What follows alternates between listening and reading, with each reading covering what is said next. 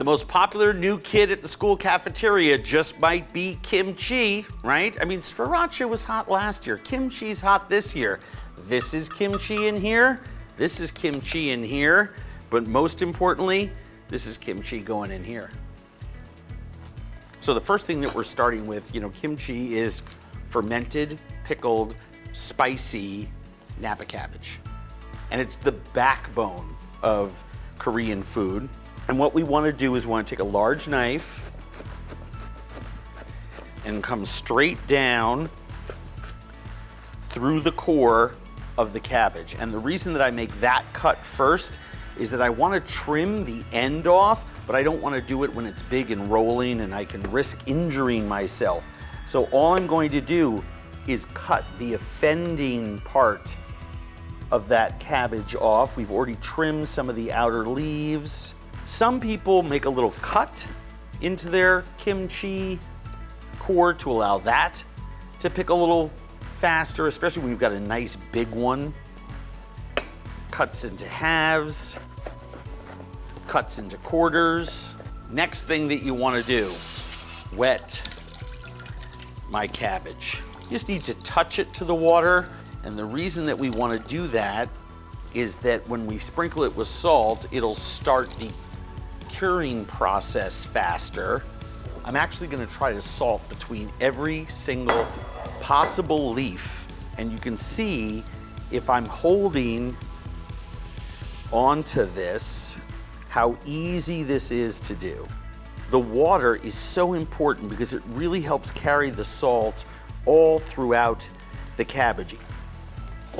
Then I transfer these to a large stainless steel bowl. Remember, use glass or stainless steel. Don't use aluminum bowls or other reactive metals or materials. We're gonna let this sit for 3 hours, and it's gonna start to leach off liquid, and that liquid is gonna be salty. And I will baste these in my salty water from time to time because it just helps the curing process. So then, after 3 hours, you wind up with these salty, somewhat cured quarter of Napa cabbage that's been delicately rinsed and patted dry. I need you to do a couple of things now that I'm actually gonna start the seasoning process. The first thing that I'm gonna do is make my rice slurry that's gonna combine with all of my seasoning mixtures, and I'm just boiling some water and some of that rice starch.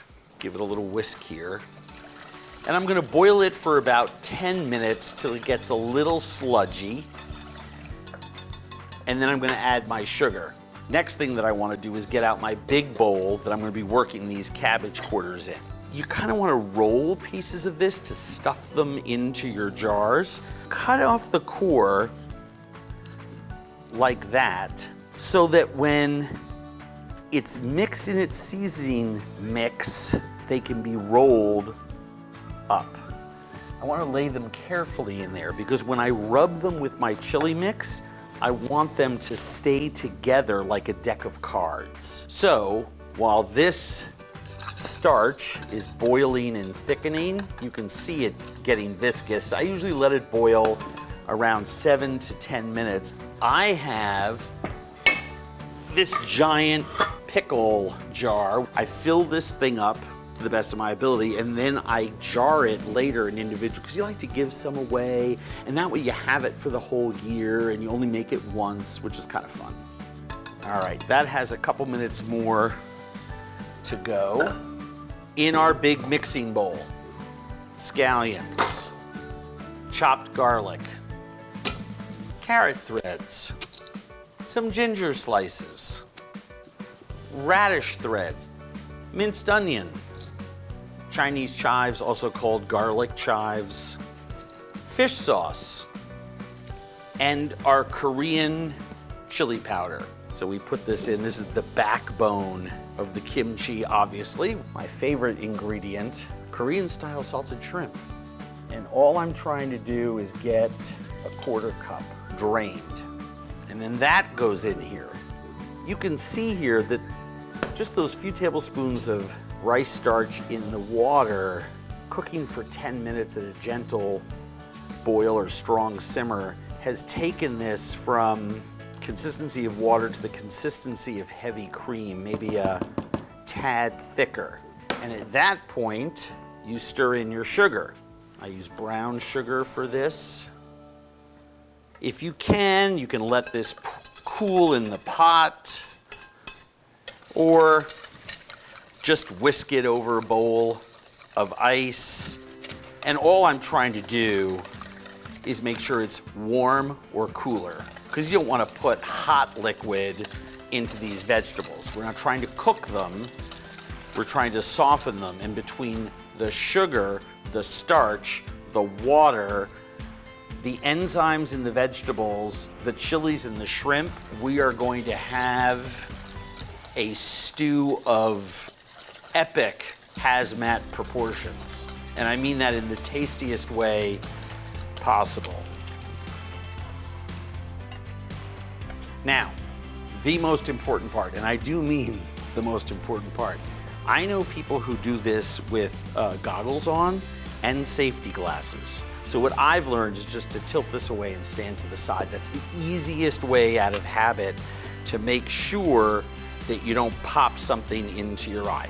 The other thing that you could do is don't go so fast. I'm using my hands in the claw fashion just to gently get all this stuff mixed in, using my fingers like paddles in a mixer, trying very much not to break the pieces of daikon and carrot that we spent so much time cutting. So all I'm going to do is smear paste. And this batch of paste is enough for 5-6 pounds of kimchi. And then all I'm going to do with these bundles is when I hold on to them, because the one hard part is always the tips, I just do a nice smear. And then it goes in the bottom of my jar. And all you do is lather, rinse, and repeat. And you just keep going until all your cabbage quarters are done, whether it's this high up in the jar or this high up in the jar.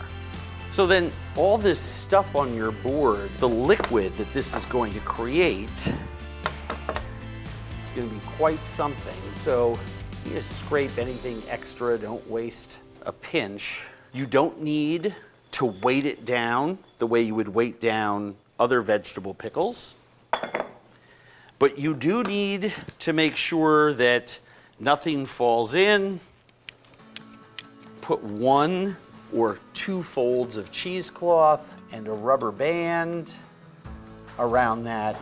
And then this jar sits 70 to 75 degree room, away from sunlight, 3 days minimum, 4 or 5 if you like your kimchi a little more sour. But 3 days at 70, 75 degrees away from sunlight is a really nice, not overpoweringly sour kimchi.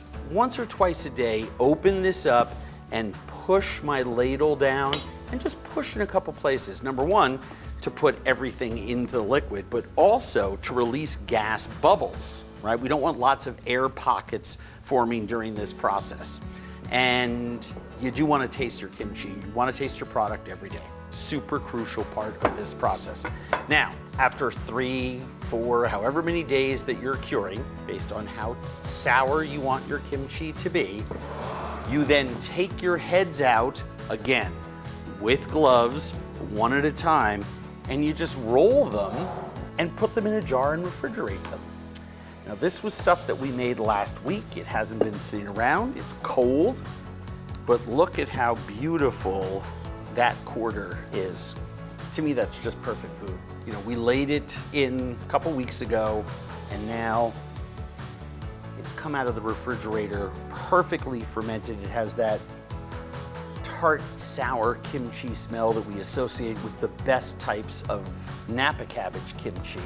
There's just something so incredibly satisfying about making something like this for yourself. You will have it for a long, long time. You will come up with 100 uses for this. I will tell you that health benefits of eating fermented foods, you don't have to listen to me. All the experts have been weighed in. The more of this that you're eating, the better your gut is going to be.